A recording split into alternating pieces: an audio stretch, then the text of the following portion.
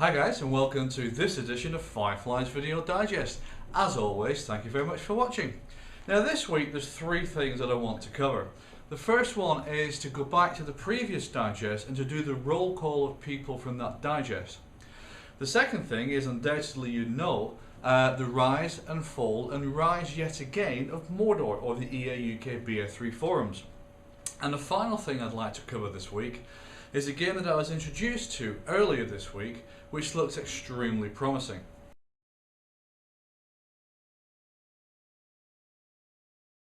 So you may remember the digest from last week was basically about close quarters and the reasons why I won't be purchasing that particular DLC.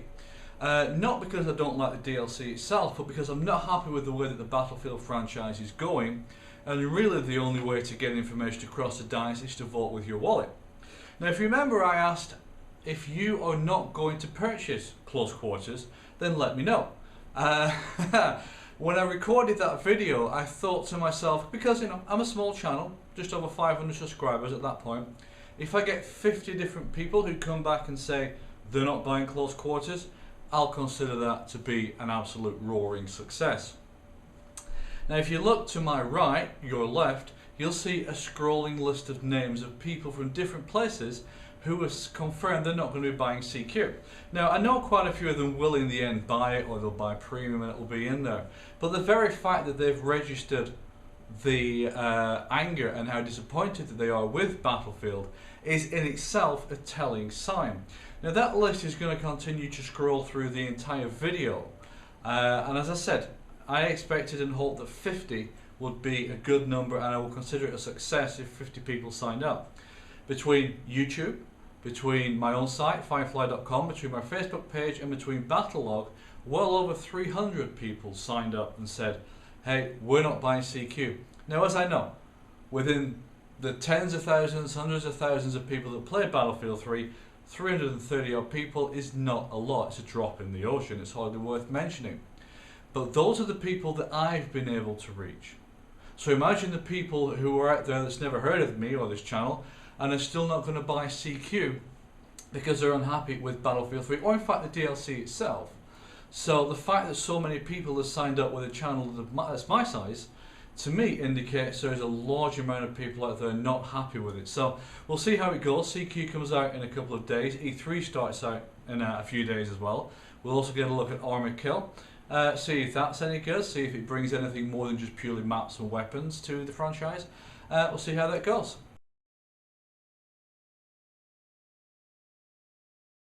Now as many of you know, especially people who subscribe to my channel, the EA UK BF3 forums has often been called Mordor. It was coined originally by Zinto as basically a description of the fact that it's a black cesspit full of negative hatred towards Battlefield 3. Fairly accurate description, to be frank, but it's also, at least in my opinion, one of the places where the best feedback on BF3 has come from, as well as some of the best ideas, and there's been some extremely intelligent posts and threads. Very high quality stuff in that forum because it comes from people that are passionate about the game. The EA UK BF3 forums tends to be inhabited, or some people may say infested, by vets. So these are people that have played the earlier games, and these are the people that tend to be very disenfranchised, for want of a better word, with BF3 because it lost so many of the elements that made the early games great. Battlelog and the forums there, I've noticed quite a lot of people on there wanted to come from BC2 BF3. They've never really experienced the older games, and so they don't understand how much has been lost, and probably, from their perspective, justifiably don't understand why we feel it's such a great pity that the franchise has gone down this direction. The EA UK BF3 forums and every other Battlefield related forum on EA UK, which have been up for many years and which have got tens of thousands of different active members, were closed down within a period of less than 24 hours earlier this week. Now, one of the guys on Facebook commented that he's in marketing and he believes this is a complete marketing disaster, simply because you've just simply cut off tens of thousands of people from their main forum and asked them to go to Battlelog with the greatest will in the world The Battlelog forums are badly moderated, and I've never really seen much feedback come out of them. Some good posts, yes, but as a general rule they tend to be overruled by people just saying, "You mad, bro?" So it came as quite a shock when Mordor and all the other Battlefield forums were closed down. Now there's a certain argument to say if it's EA UK Beta 3 forum and the US version of that, amalgamating that with Battlelog, there's a certain amount of, that's certainly possible, and that's certainly something that can be argued for. However, closing down the 2142, the BC2, all the earlier Battlefield forums as well, those people can't even get on Battlelog if they don't own BF3. But one thing I must point out is, and it's something that I've mentioned before, being a member of a forum and posting on a forum is a privilege, it's not a right. And so although I'm not impressed with the way that EA UK have done this, I certainly stand by and put my hand up and say it is their forum, they have every right to do it. I've lost count the number of times I've seen people on forum posts say this is a forum and they've got free speech. Well, this just shows that that's a whole load of bollocks. I decided to say bollocks there, not the other word. So that's what's happened with Mordor. Now I'm going to take a bit of a contrarian view on this and say that I think the fact that EA UK closing down Mordor has actually been a good thing. Not for the reason you may be thinking. What's happened, because they closed it down in such a short period of time, literally less than 24 hours, in my case it was less than 12 hours, because they closed it down in such a short time, that's meant that there's an entire raft of people who've used that as the main forum with nowhere to go. What always happens in those circumstances? Someone puts up another forum, and that's exactly what's happened here. Delta Hawk has put up a new forum, a replacement for Mordor, and anybody else that wants to go there, called MordorHQ.com, and I'll put that link in the description. If you've ever been to the EA UK Battlefield forums, you miss them, you want to be able to post there again, go to MordorHQ.com, sign up there. All the old guys are there. Surprisingly, Crazy Canucks there, who was the main community mod on the EA UK Battlefield forums, he's there and he's not a mod, so he's getting a bit of stake. But kudos to the guy, he's got balls to go on there. Fair dues. And also Zintel's signed up, and he's actually fairly active on those forums as well. Another plus point for those forums. So take a look at them. As I said, MordorHQ.com. I'm on there as well. And please, if it's a place which is free of EA Dice's influence. Obviously it's a completely independent forum. You can swear to a certain degree, and you're a lot more freer than you were on Mordor. So what looks like EA Dice have actually managed to do is simply push everyone off the old forums onto a new forum which is a lot freer than the old one, and where we can express our opinions, some of them negative, in a much freer way than we were able to. So I actually think that EA UK has done a good thing for the community, although it had no intention of doing that. And I also think that the Mordor-esque community will grow from now on. So check it out, and I'll put the link into the description for this video.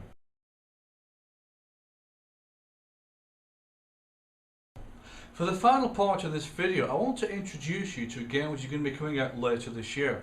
It's one which I became aware of a few weeks ago when my friend Stoner from Team Rush let me know about it. And then I was contacted by Bozzerup. I can never pronounce this guy's second name. Bozzerup a few days ago about the game as well. I'm just going to read through some of the key parts of the game's specifications just to see if it gets you fancy. So it's PC only, multiplayer, there's no single player. It's released on the Unreal Engine. It'll have up to 64 players, 32 per side, up to 20 weapons, 10 vehicles.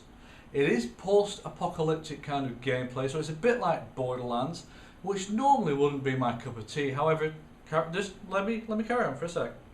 You get your own dedicated server, so you don't need to have that kind of ranked business with GSPs. You can host them yourself, as well as having Archon tools as well. It has a spectate mode, whoopie-doo. But the final thing, and possibly the most important, and this is really what caught my eye for this game, is that it's being worked on by the same people that worked on Desert Combat, some of the same people that worked on Battlefield 2, and some of the same people that worked on Frontlines. That is one hell of a pedigree. The game is called Ravaged, and the developer is 2Dawn. Their website is the number 2, then Dawn, DAWN.com. Have a look over there, have a look at them. They've got a couple of videos up on YouTube, nothing special at the moment. The game is still in closed alpha, and it's still a little bit, well, it's very rough around the edges actually. But it's got a good pedigree behind it, and it could be one of those games that comes out to be very interesting. Its Kickstarter campaign was well oversubscribed. They raised much more money than they expected. They'll be at E3. There are some large tests at E3 as well, where they got gamers playing, and they're on the 5th, 6th and 7th of June, if I remember correctly. I'll say check them out. The game's Ravaged. You can see it on Steam at the moment, although there's no price, so you can't purchase it. Have a look at it. The website's 2dawn.com, and just keep an eye on this one. This is one, given its lineage, given the fact that the people that worked on Desert Combat, Battlefield 2 and Frontlines, all 3 superb games and mods, have worked on it. It could be one of those great titles for this year, so just keep an eye on it. Well, that's it for this week. As always, thank you very much. If you enjoyed the video, please like it or visit me at any of the places where you can see on the description of the video. And that's it. Please make sure that you go and visit the new Mordor at mordorhq.com. Enjoy your gaming. Take care. Oh, before I go, forgot one more thing. There's one guy, Ghost Leader BG from the old Mordor forums. Now, I put in a little comment in one of the threads and just said if the first person to get this gets a shout out on the next video. He cheated. He googled, but he was honest about it. So what the heck? And he got the correct answer. So well done to you, Ghost Leader BG. This is your shout out. You enjoy your gaming. Take care.